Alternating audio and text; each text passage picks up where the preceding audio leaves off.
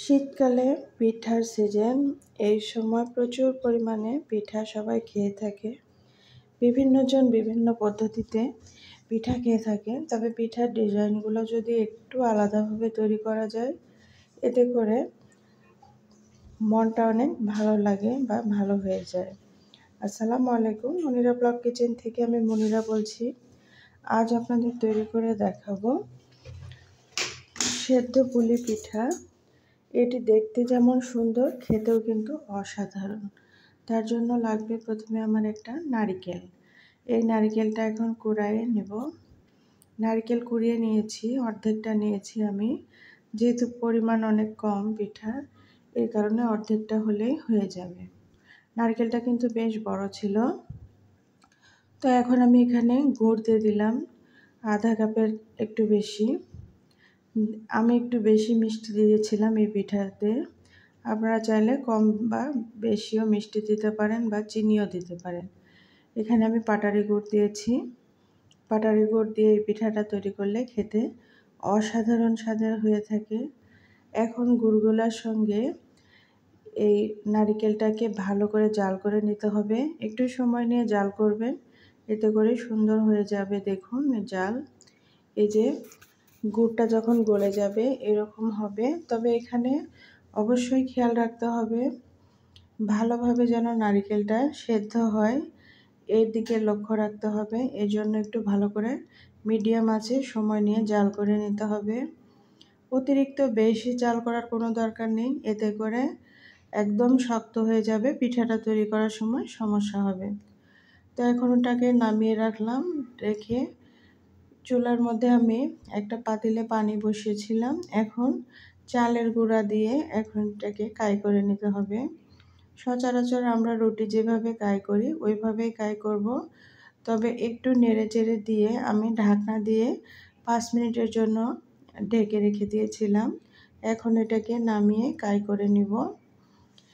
বা এই যে দেখুন সুন্দর একটা কাই তৈরি করে নিয়েছি। এখন পিঠা তৈরি করব। পিঠার শেপটা কিভাবে দিতে হয় একটু ভালোভাবে লক্ষ্য করলেই বুঝতে পারবেন। প্রথমে আমি একটা ডো নিয়ে নিলাম, নিয়ে এখন এইভাবে হাত দিয়ে একটু বাটি সিস্টেম করে নেব। এখানে আলাদাভাবে রুটি বেলার কোনো দরকার নেই। এইভাবে বাটির মতো করে নিয়ে মাঝখানে গুড়ের পুরটা দিয়ে দিবেন। একটা চামচের সাহায্যে আমি গুড়ের পুরটা দিয়ে মুখটাকে বন্ধ করে দিব। দিয়ে একটা গোল রসুনের শেপ দিয়ে নিতে হবে।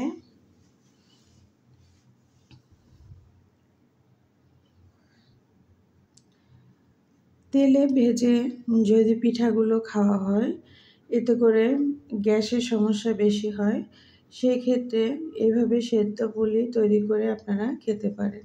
তো রসুনের শেপ আমি দিয়ে নিলাম, নিয়ে একটা চামচের সাহায্যে এইভাবে ডিজাইন করে নিব।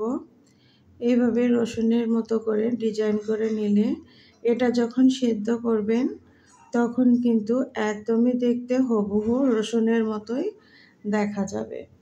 তো এই যে দেখুন, ভালো করে লক্ষ্য করলেই বুঝতে পারবেন কিভাবে এই সুন্দর ডিজাইনটা আমি করেছিলাম। একদম সহজ তৈরি করতে, কিন্তু দেখতে অসাধারণ লাগে। এই যে তৈরি হয়ে গেল আমার রসুনের পিঠা। এই যে দেখুন, এখন এভাবে সবগুলো পিঠা আমি তৈরি করে নিব। আপনারা ট্রাই করলেই এভাবেই তৈরি করতে পারবেন। এই যে দেখুন সবগুলো তৈরি হয়েছে। এখন আমি এগুলোকে ভাপানোর জন্য নিয়ে যাব। আমার মেয়েও তৈরি করেছে দুইটা, একদম হুবহু রসুনের মতো। এখন আমার একটা এরকম রাইস কুকারের একটা বাটি লাগবে, বা এটাকে কি বলে, আমি এটাতে কিন্তু অবশ্যই একটু তেল ব্রাশ করে নিতে হবে। তেল ব্রাশ করে নিয়েছি। এখন একটা একটা করে সবগুলো পিঠা আমি এভাবে বসিয়ে দিব। এই যে দেখুন সবগুলো বসিয়ে দিয়েছি। অবশ্যই একটু তেল ব্রাশ করে নেবেন, এতে করে পিঠাগুলো সুন্দরভাবে উঠে আসবে। এটাতে লেগে ধরবে না, এর জন্য তেল দিতে হবে। এখন এটাকে ভাপাতে বসাই দেব। আগে থেকে পানি গরম করতে বসিয়ে দিয়েছিলাম ওটার উপরেই। এখন আমি দিয়ে দেব, দিয়ে ঢাকনা দিয়ে ঢেকে 10 মিনিটের মতন জাল করে নেব। 10 মিনিট পর ফিরে আসছি। দেখুন এই যে পিঠাগুলো আমার একদমই সুন্দরভাবে সেদ্ধ হয়ে গিয়েছে। এই পিঠাটা খেলে কিন্তু কোনো প্রকার গ্যাস্ট্রিকের সমস্যা হবে না, আর খেতেও অসাধারণ লাগে। এই যে দেখুন সবগুলো সেদ্ধ হয়েছে। যখন এই পিঠাগুলো চুলা থেকে নামাবেন, এরপরে আরও সুন্দর মোমো বা সেদ্ধ পুলির যেই সেদ্ধটা হয় এটা এত সুন্দর হবে, অসাধারণ, বলে বোঝানোর মতো কিছু নেই। এটা খেতেও খুবই টেস্টি।